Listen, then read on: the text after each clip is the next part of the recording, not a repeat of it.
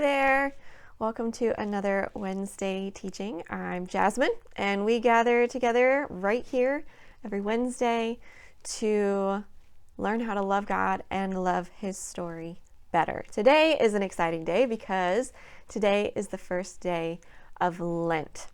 If you want to, I am doing a reading plan through the Gospels. That'll take me through the Gospels over the next 40 days between now and Easter Sunday. And that study is available to you. You can just scroll down to find that.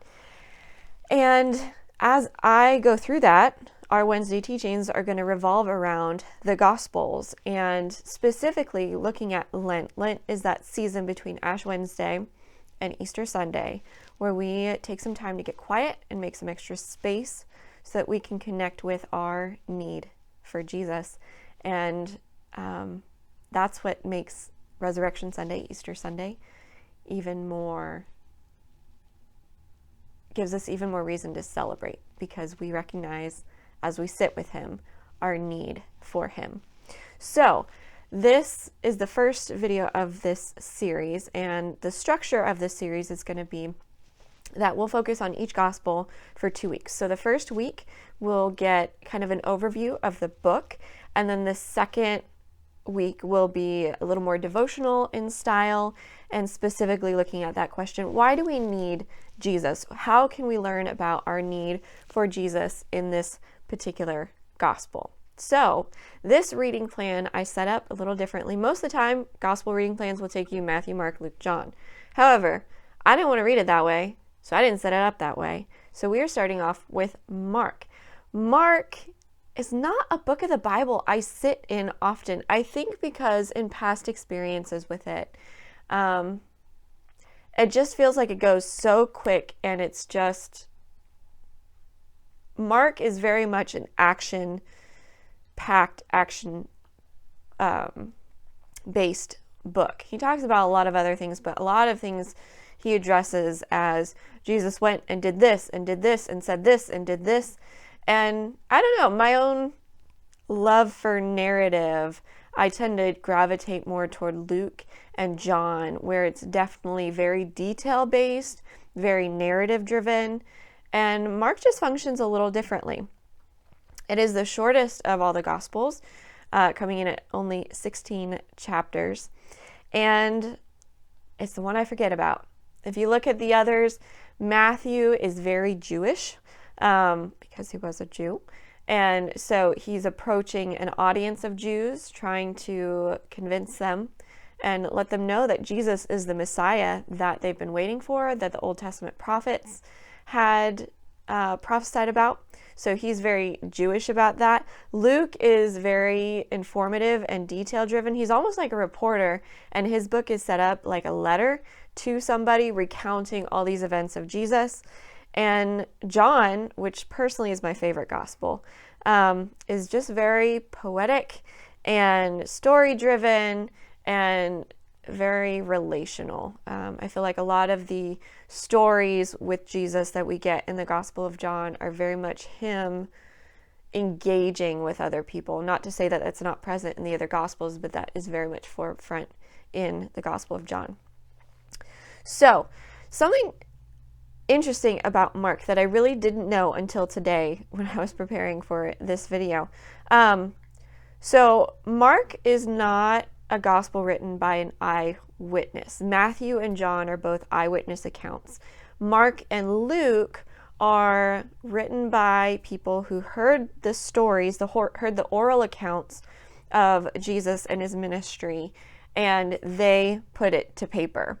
So Mark, it's thought that the oral account he's writing from is actually Peter's, which then makes a lot of sense to me, because when I read about Peter in scripture, he is very much an action person. He is a go-getter. He is a let's do it, let's get it done, and let's go.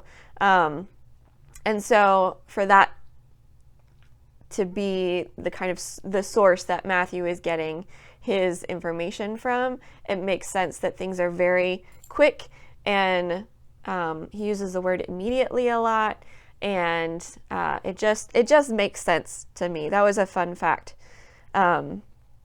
about that. Like I said, it's a very action-driven book, especially the very beginning. You jump into Mark and you are at the baptism of Jesus, and we don't get any background like Matthew and Luke give us about Jesus's heritage or his birth story.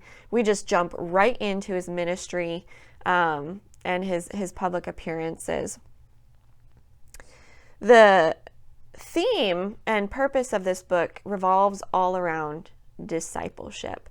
I think it's part of the reason why Mark is structured the way it is because Mark is wanting to draw attention to the call to discipleship. He's wanting to draw attention to who Jesus is, what he does, and how we can partner with him in that. It's a book of going and doing and teaching, and that's what we get from the account of Jesus and his ministry in this book. What I really like too, as I was preparing for this, there was a note in I use the ESV Study Bible for a lot of these kind of like needy informational type things. It's a good resource for that. And as I was looking through the notes on Mark in my ESV Study Bible, it was saying that Mark, because his purpose in writing is to acknowledge that call from Jesus into discipleship, that a lot of Mark is based on relating with Jesus. We relate to Jesus as disciples. That part of being a disciple is being in relationship with Jesus. And that comes by trusting in him, confessing belief in him, taking note of what he's doing, where he's going, the kind of people he's interacting with, following what he's teaching, and being shaped by that relationship, which if you've been around the devoted community long enough, that is my heart. I believe that is what our faith is meant to be. It's not a Sunday thing. It's not a label. It is relationship. And I love that that is the focus of Mark. And to be honest, I've missed that before because I just feel like we're here and then Jesus moves and moves and moves and moves and he's doing everything immediately. But now it makes me want to go back through, read it again, and really pay attention to how that theme of discipleship is coming out through Mark. The goal of Mark is simple. It's just to present the ministry and mission of Jesus and call out discipleship. And I love that chapter 16, the very end of the Gospel of Mark, ends with the Great Commission. Go and make disciples. Because part of being a disciple, not only being in relationship with Jesus, but also going and making more disciples, calling more people to him. So that is Mark in a very small nutshell. And that's where we'll be sitting for the next several days. If you want that reading plan, again, scroll down. You can get that. Read along with us. Don't worry about feeling like you fell behind or whatever. Just pick up on day one, start reading. And we're just going to read through until Easter. So there you go. Lent 2020, Gospels, embracing the Gospels for Lent, and the book of Mark.